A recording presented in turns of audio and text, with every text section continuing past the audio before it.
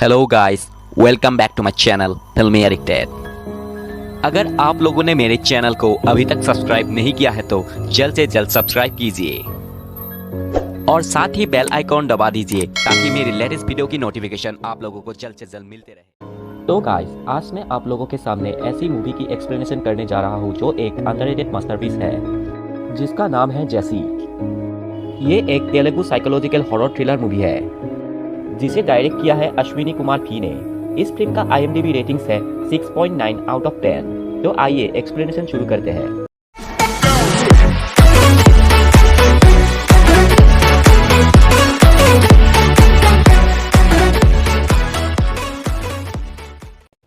तो मूवी की first scene में दो लड़की एक अंधेरे कमरे में बैठी हुई थी। एक लड़की दूसरी लड़की को पूछती है, जैसी क्या भगवान सच में होती है?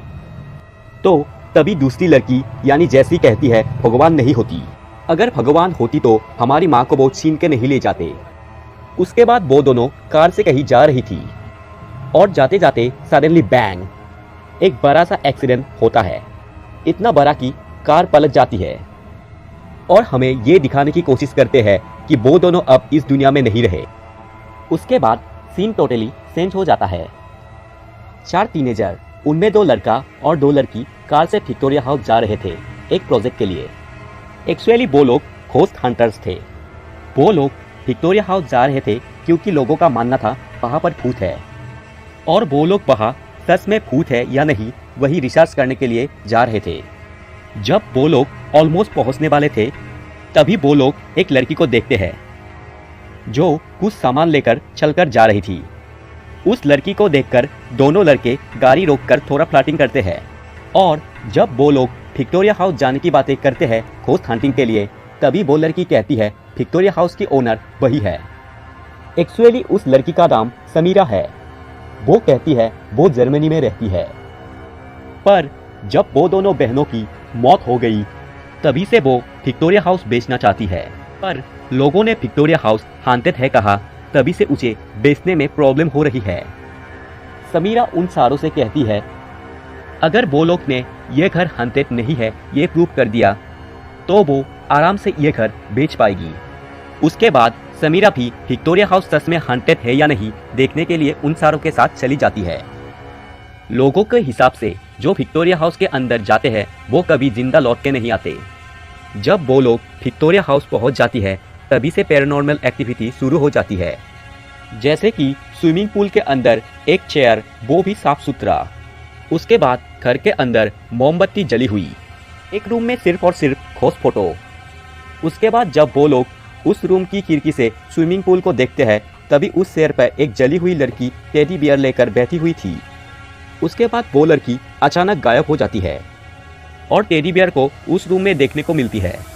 उसके बाद वो लोग वहाँ से निकल ही जाते हैं तभी अचानक टीवी चलती है और टीवी में उन लोगों को देखने को मिलती है जैसी और एमी की कहानी। यानी कि फर्स्ट सीन में जैसी के साथ जो लड़की थी वो उसकी बहन एमी थी। जैसी और एमी एक रेस्टोरेंट में कॉफ़ी पी रही थी, तभी जैसी अपनी बैग लाने के लिए चली जाती है। जब जैसी को कार में बैग नहीं मिलती तो एमी को जोर से दांत लगाती है, कहती है तुमने ग्लास खुला छोड़ दिया, किसी ने कार से बैग चुरा कर लेकर गई।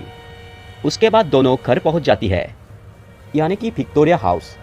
एमी का बिहेवियर वियर्ड थी, ऐसे जैसे कि वो अपने बारे में, अपने घर के बारे में कुछ पता ही ना हो।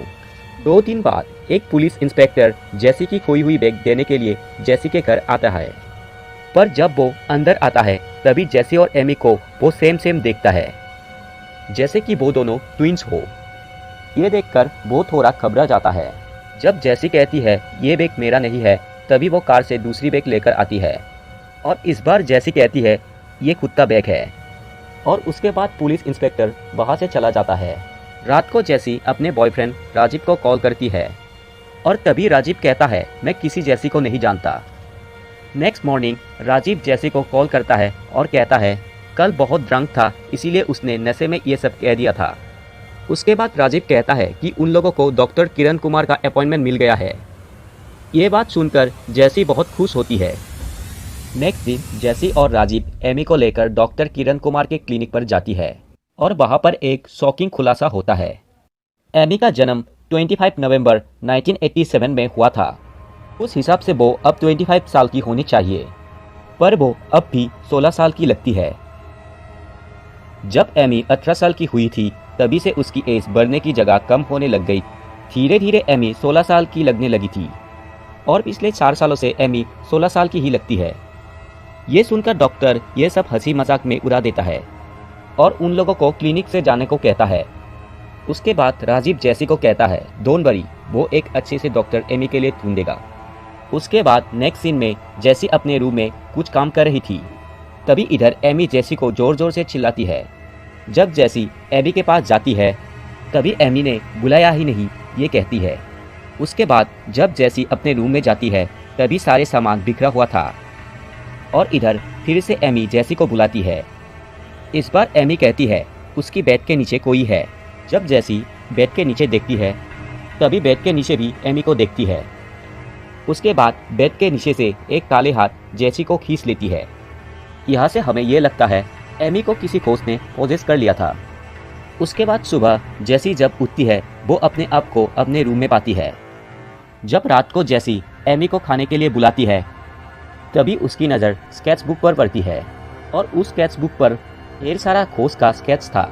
और इस सीन से हमें ये पता चलता है कि पहले जो हॉरर स्केच दिखाया गया था वो एमी ने किया था। ये सब देखकर जैसी एमी के लिए एक साइकाट्रिक बुलाती है और जब साइकाट्रिक एमी के साथ अकेले में बात करने जाती है तभी साइकाट्रिक बहुत देरी हुई रूम से बाहर निकलती है। ऐसा लगता है कि एमी ने उसको बहुत डराया हो। उसके बाद वो कुछ न कहकर बाहर से चली जाती है। उसके बाद नेक्स्ट दिन सुबह को पुलिस इंस्पेक्टर आकर बोलता है साइकाट्रिक आराध्या का कार से एक्सीडेंट होकर डेथ हो गया है। एक्चुअली उस कार में एक सिंबल का स्केच था जो एमी ने भी अपने स्केच बुक पर किया था। जब इंस्पेक्टर इस बारे में जैसी को पूछते हैं, जैसी एमी को बचाने के लिए कुछ नहीं जानती ये बोलती है। उसके बाद जैसी राजीव के लिए कॉफ़ी बनाने किचन जाती है। जब जैसी दूध निकलने के लिए फ्रिज खोलती है तभी एमी पॉजेस की हालत में फ्रिज के अंदर थी और ये देखकर जैसी बहुत ज़्यादा डर जाती है। तभी राजीव आकर फिर से फ्रिज की दरवाज़ा खोलती है। इस बार एमी नहीं थी। तभी एमी का जोर जोर से रोने का आवाज़ उन दोनों को सुनाई पड़ती है। तब वो लोग एमी के रूम पे एमी को देखने गई थी तभी एमी प्योर पॉजेस हालत पे उन लोगों के सामने थी और इस बार जैसी को कोई डाउट नहीं था कि एमी पॉजेस नहीं है और इसीलिए जैसी और राजीव एक एग्जॉर्सिस्ट के पास चले जा और वो एग्जॉर्सिस्ट मदद करने में तैयार हो जाते हैं। एग्जॉर्सिस्ट के अनुसार भूत भगाने के लिए एक बड़ा ग्लास, कुछ मोमबत्ती और एक घंटी चाहिए था उस रिचुअल करने के लिए कि उस रिचुअल से एमी के अंदर रहने वाली घोस्ट को बाहर निकल सके। उसके बाद राजीव को जब एग्जॉर्सिस्ट एमी के हाथ पैर बांधने को कहते हैं तभी एक बहुत बड़ा ट्विस्ट होता है। राजीव एमी के जगह जैसी के हाथ पैर बांधता है। तभी एग्जॉर्सिस्ट कहता है वो तुम्हारी एमी नहीं है और कहते ही एग्जॉर्सिस्ट अपना हाथ जैसी के सर पर रख देने के बाद एमी का चेहरा ठीक उसकी तरह देखती है जैसे कि वो दोनों हमशक्ल हो। उसके बाद एग्जॉर्सिस्ट कहते हैं ये तुम्हारी बॉडी नहीं है जैसी, तुम इस बॉडी को छोड़ दो। उसके बाद अपनी शक्ति से एक्सीडेंट वाली सीन दिखाती है। उसके बाद जैसी पॉजेसिंग रूप में आ जाती है। तभी एग्जॉर्सिस्ट जैसी के ऊपर एग्जॉर्सिज्म करते हैं और जैसी बेहोश हो जाती है। उसके बाद टीवी ऑफ हो जाता है। अब आप लोगों को शायद ऐसे सवाल आ रहा है कि पॉजेस तो एमी थी पर ऐसे कैसे जैसी पॉजेस हो गई, एमी का चेहरा सडनली जैसी जैसे कैसे हो गई और वो एक्सीडेंट का मामला आखिर क्या था। और ये सब क्वेश्चन इन लोगों को भी आता है। अब वो लोग इन सवाल का जवाब ढूंढने के लिए राजीव को कॉल करता है पर वो नंबर अवेलेबल नहीं था। अब वो लोग इंस्पेक्टर को कॉल करता है और लकीली इंस्पेक्टर का कॉल लग जाता है। पुलिस इंस्पेक्टर कहता है कि वो 10 मिनट में आ रहे हैं। पुलिस इंस्पेक्टर आकर बताता है कि नेक्स्ट दिन जैसी किसी और घर में अपने आंखें खोलने के बाद अपने आप को श्रुति बताता है और राजीव इंस्पेक्टर एग्जॉर्सिस्ट को पहचानने से इनकार कर देती है। जब साइकाट्रिक उसकी बहन का नाम पूछती है उसकी बहन का नाम अमृता बताती है और जब उसकी हमशक्ल उसके सामने आती तभी वो ये उसकी बहन अमृता है ये बताती है और साइकाट्रिक बोलती है कि अब वो ठीक हो गई है और सभी की बातों से ये लगता है कि वो सच में श्रुति है और वो हमशक्ल लड़की उसकी ट्विन सिस्टर अमृता है। फिर से कंफ्यूजन, अगर वो सच में श्रुति है तो इतने दिन से जैसी है ये क्यों प्रिटेंड कर रही थी और अमृता श्रुति के ट्विन सिस्टर है तो उसकी शक्ल एमी की तरह क्यों दिखाई गई थी। जैसी और एमी असल में है कौन?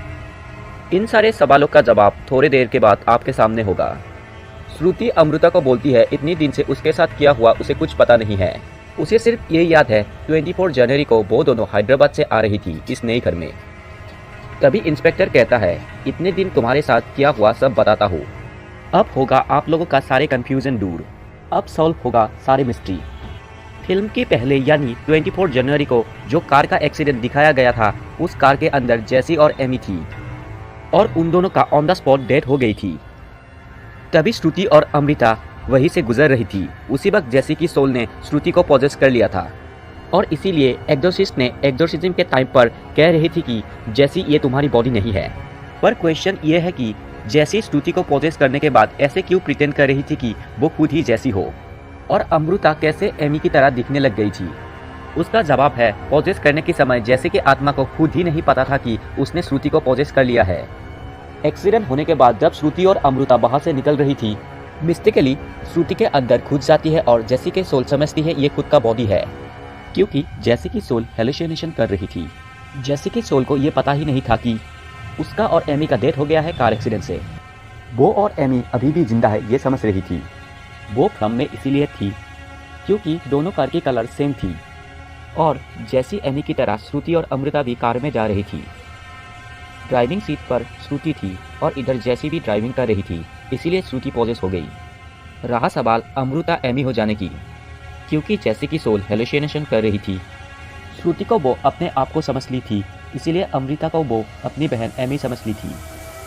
इसीलिए अमृता वियर्ड बिहेव कर रही थी, क्योंकि श्रुति उसे सडनली एमी कहते बुलाने लग गई थी और विक्टोरिया हाउस लेकर आ गई थी, जिसका नाम भी पहले उसने सुना नहीं था। इसीलिए जब inspector first time Victoria house आए थे तब हमें दोनों का चेहरा सेम दिखने को मिला था। अब इस सवाल का जवाब होगा कि अगर अमृता पॉजेस ही नहीं थी तो हमें पॉजेस क्यों दिखाया गया था। इस सवाल का जवाब से सब क्लियर हो जाएगा। इस सवाल का जवाब है कि वो पॉजेस होने की एक्टिंग कर रही थी, क्योंकि इंस्पेक्टर विक्टोरिया हाउस आने से पहले जानता था कि विक्टोरिया हाउस में जो वो दोनों लड़की रह रही है वो जेसी और एमी नहीं है, क्योंकि जेसी और एमी की डेड बॉडी की इन्वेस्टिगेशन इंस्पेक्टर ने ही किया था। वो बैग देने इसीलिए गया था क्योंकि उसे जानना था कि आखिर जेसी और एमी के नाम से कौन रह रहा है। जब श्रुति जेसी का बैग देखकर खुद का बैग बताने लगी तभी इंस्पेक्टर के दिमाग में बहुत सारे क्वेश्चन आए और पीछे से अमृता पुलिस इंस्पेक्टर से हेल्प मांग रही थी। जब श्रुति यानी जेसी घर में नहीं थी तब इंस्पेक्टर और राजीव घर पे आता है। तभी अमृता बताती है कि जब से एक्सीडेंट वाली जगह से क्रॉस होकर आई तभी श्रुति जेसी बन गई है। तभी इंस्पेक्टर को समझ आता है कि श्रुति के अंदर जेसी है और वो आत्मा हेलुसिनेशन कर रही है। अब वो लोग जेसी के सोल को एहसास दिलाने के लिए एक प्लानिंग करती है, क्योंकि जेसी भगवान आत्मा के ऊपर विश्वास नहीं करती थी, इसीलिए अमृता पॉजेस होने की एक्टिंग करती है ताकि जेसी खुद एक एक्सोर्सिस्ट लेकर आए और वो लोग आराम से जेसी के ऊपर एक्सोर्सिज्म कर सके। अगर वो लोग जेसी को बोलते हैं कि वो बॉडी उसका नहीं है, वो एक भ्रम में जी रही है, तो वो बिलीव नहीं भी कर सकती थी। अगर बिलीव करती है तो क्या गारंटी है वो श्रुति के बॉडी से चली जाएगी। उसके बाद सीन प्रेजेंट में शिफ्ट होता है। पुलिस इंस्पेक्टर कहता है कि अब हमें यहाँ से चलना चाहिए क्योंकि जेसी की आत्मा अभी भी यहाँ पर है। तभी वहाँ पर समीरा नहीं थी। जब इंस्पेक्टर कहते हैं कौन समीरा, उसने तो सिर्फ उन सारों को ही देखा है, तभी खुलता है इस फिल्म का मेन सीक्रेट। समीरा ही जेसी है। जी हाँ गाइस, समीरा ही जेसी है, क्योंकि विक्टोरिया हाउस की ओनर सिर्फ जेसी थी। अब जब वो लोग वहाँ से निकलने की कोशिश करते हैं तभी पैरानॉर्मल एक्टिविटी शुरू हो जाती है और उन लोगों को एक एक करके बेरहमी से जेसी मार देती है। फिल्म के एंडिंग सीन में जेसी एक एविल क्वीन की तरह बैठी हुई थी। इसका मतलब ये थी कि एमी के सिवा कोई और विक्टोरिया हाउस आए तो उसे पसंद नहीं थी। मूवी यहाँ पर फिनिश। तो गाइस, आप लोगों को कैसा लगा? अगर आप लोगों को मूवी की एक्सप्लेनेशन अच्छा लगा है तो प्लीज़ लाइक, शेयर, कमेंट और सब्सक्राइब जरूर कर देना गाइस।